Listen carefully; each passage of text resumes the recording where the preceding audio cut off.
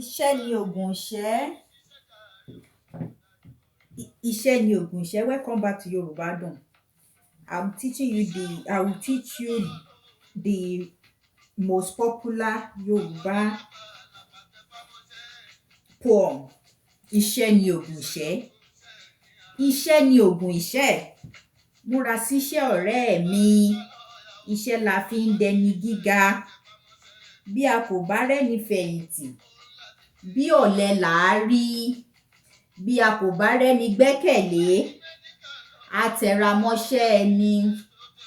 Ìyá rẹ lè lówó lọ́wọ́, bàbá sì lè lẹ́ṣin léèkàn. Bí o bá gbójúlé wọn, òtẹ́tọ́ ni mo sọ fún ọ.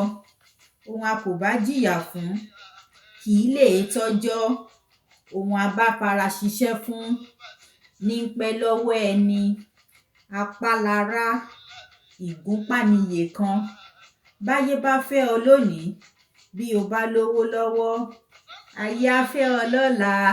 Tàbí tí o wà nípò àtàtà, ayé á yẹ́ ẹ sí tẹ̀ríntẹ̀rín. Jẹ́ kí o dẹni tí ń rágó, kó rí báyé tí ń súnmú sí ọ. Ẹ̀kọ́ sì tún sọ ní dọ̀gá. Múra kí o kọ́ dáradára. Bí o bá rí ọ̀pọ̀ ènìyàn tí wọ́n fi ẹ̀kọ́ ṣèrínrín, múra kí o má farawé wọn. Ìyà ń bọ̀ fọ́mọ tí ò gbọ́n. Ẹkún ń bẹ fọ́mọ tí ń sá kiri. Wọ́n fòwúrọ̀ ṣeré ọ̀rẹ́ mi, múra síṣẹ́ ọjọ́ ń lọ.